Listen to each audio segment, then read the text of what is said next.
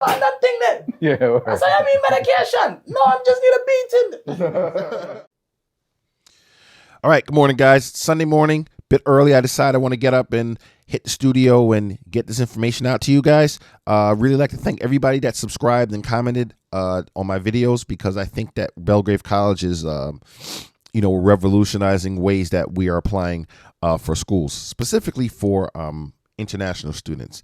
Now, the good thing is that I've been getting a lot of support for people that aren't even international students, people that are actually in America, Canada, UK. So shouts out to you guys for that. But like I said, primarily, we're trying to help you guys just get to where you got to get. There's a lot of money out there, a lot of schools that are for you. You just have to go there and figure out what's what and what's for you. All right. So I think that one of the major things you want to talk about is school rankings, colleges and universities that we think we want to go to, making a choice, letters, and all these other things. Now, what's been happening recently is many colleges have been actually closing rolling admissions, because for the first time really since COVID, we've been seeing some of the admissions of these universities spike up. So some schools that used to be rolling admissions, for example, they're not rolling admissions anymore. They're like saying, okay, look, you got to get this stuff in. We're getting too many students jumping in there. And personally, I personally don't believe in the whole rolling admissions for international students. I mean, I know some schools say they have it, but I just don't believe it. I think that if you're planning on really going to study overseas in America, that really by August, September, October, you should have an idea in your head of what school you want to go to, and those applications should be in. If those applications aren't in, you have a long ride, my friend, and it's a lot of stress. So remember that you have to add on months and months onto work that you have to do to get into school that somebody who was in the same city of you wouldn't necessarily have to worry about. Now,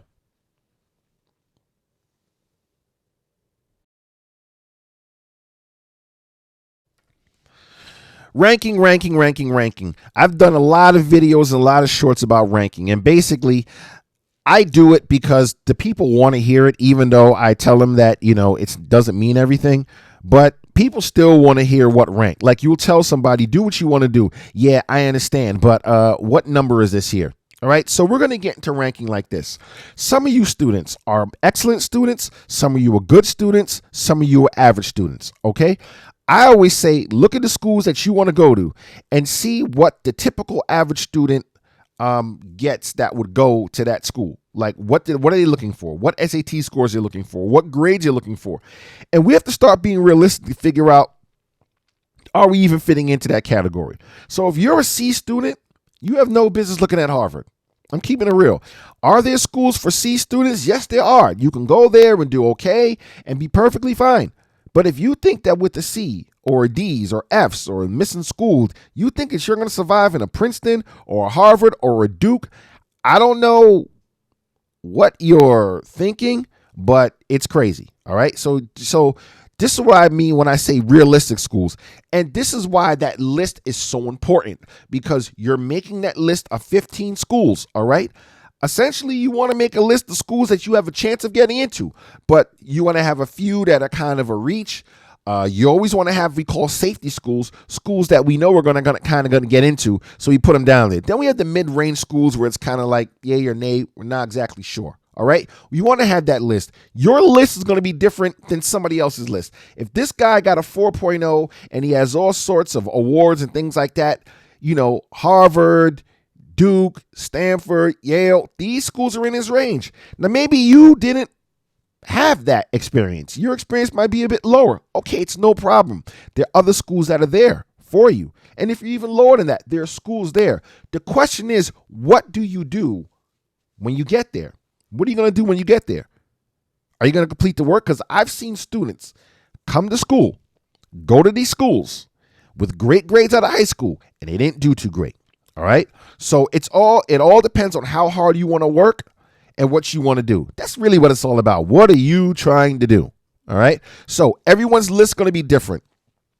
Stop looking at your friends list and your cousins and this, that, whatever, and your cousin back home who went to University of Chicago and he's bragging at the family dinners. Forget these people. You need to worry about you, because you're going to be in school, you're going to be in that city, and you're going to have to deal with everything that goes with that. All righty? So don't worry too much about that. Location, location, location. You've probably seen a bunch of videos of me talking about this, but I'm bringing it back up again. Do not underestimate your location. Your great school that you want to go to may be in a climate that you can't stand. If you don't like cold weather, do not go to the states that begin with the M. Maine, Minnesota, Michigan, Montana, Massachusetts. These are cold states, and other states, South Dakota, North Dakota. You know, these states get a little chilly. All right. Alaska. Alaska is part of America. It is cold in Alaska. All right. It's cold. There's snow. There's bears. You're fishing on ice. Little kids are skating on the lake. All right. Alaska is cold. Do not think you're going to go there and be happy if you don't like cold weather. Same as if you don't like warm weather. If you're from a cold climate, you can't stand heat, you can't stand mosquitoes, don't go. Go to a place where the temperature is a bit moderate. Maybe you need to go halfway up northeast, or maybe you need to head out, maybe even out west a little bit. All right.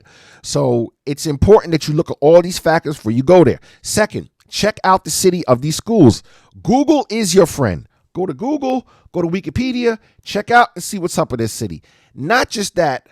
Talk to friends or people that actually live there. Maybe join like a group that tells you, what it's like to live in these places. What are the pros? What are the cons? Is it a diverse town? How are the residents there? All right. You want to find out all this stuff before you go in there and save yourself some time. Choosing a major. And I talk about this all the time. Sometimes parents, we give pretty bad advice to kids. We say, oh, well, don't worry about your major. You can pick out something later, which is true. You know what I mean? You don't always have to be gung-ho on something, but you're going to save a lot of money and a lot of time having a strong idea of what you want your major to be and what you want to do when you grow up. Because let's say, for example, your first 1 or 2 years may just be taking basic classes like that. After that, you jump right into your major, and that comes quicker than usual. So you're going to save a lot of time and money going into a major or going into a profession that you're sure of at first. Now, how do we get to that level where we're so sure that when we go into these majors, this is something we want to do? Well, one of the major things is during the summer times before you go into university, doing internships at local companies, doing volunteer work at different parks and things like that. And you tend to find out that a lot of kids, a lot of students who have done this type of work, interns, voluntary work, even paid work, before they've gone to university, they're pretty much set on at least the area that they like to be in. Not all the time, but it makes things a little bit easier for them. All right. Because I know it's very heartbreaking for somebody to go to school for engineering and then find out after year one, they don't even like engineering. And a lot of people jump in these majors because it's what their family told them to do. The girl in the village next to them wants to marry him. As I mentioned before, I always say that. The girl in the village wants to marry an engineer. It's a prestige thing, doctor, engineer, lawyer. And you find that these people that go after these majors just for prestige, these are some of the most miserable people you could ever meet, because they just did it, not because they loved it, but because their father did it, their grandfather did it, their father-in-law did it, everybody else did it. So now they just want to do it because they want to feel like they're part of something. All right. It's not the way you choose a major. So I would say for some of the parents that are watching this, if your kid's in middle school, start introducing him to the field that he thinks he wants to be a part of. Start having him shadow some doctors. Start taking him to the hospital. Maybe he could do like a little hospital camp or things like that. Don't wait until you're 17, 18 to decide that you want to go and look into your field and figure what it's all about. You got to get there early. And remember, we say the early bird gets the worm. Scholarship, scholarship, scholarships. It's all about the money. Don't let no one fool you. It's all about the money. Now, sometimes what happens is that When people don't get scholarships, they sometimes say, oh, well, my parents make too much money for scholarships. No, that's a cop out. What happened is that basically you didn't know where to find them. So that's the easy way to say things. Scholarships, they're not all financially based. Many scholarships are merit-based scholarships. They're merit-based scholarships. And you would be surprised how many kids that come from very good, wealthy families get these types of scholarships. So stop following that narrative saying that, oh, well, me and my husband make too much money, so we couldn't get any grants. No, you didn't look, and you just want to make yourself sound proper. All right? So don't worry about it. There's money out there for everybody. Literally, there's scholarships out there for people just to write an essay on what their favorite food is. Now, if the school you're going to doesn't provide for you a full scholarship, so let's say, for example, you live in Morocco and you're traveling to NYU for school. Maybe the Moroccan government is paying for you to go to school. I don't know. All right, then you're in a different situation. But you have some people that have what they call partial scholarships. They only have scholarships for part of their schooling, maybe $20,000, and they got to worry about everything else. That's a big thing. I saw a school one time gave a kid $30,000 scholarship, but tuition was $60,000. Not including room and board. So we still had to pay another $30,000 to go to, another $30,000 for the for his other half, and then another 15, 20 grand on room and board. All right? Those numbers add up. All right? And sometimes parents don't get it, saying that maybe this is the wrong school, maybe this is the wrong situation. No, maybe you need to go and look and see what other scholarships are available out there. I mean, they're right in front of your face. Google, Wiki, all sorts of things, and internationalstudent.com. I keep telling you guys this, all right? So check those out. Do not leave any money on the table. It makes no sense at all. All right, so once again, thanks for tuning in. Like, comment, subscribe.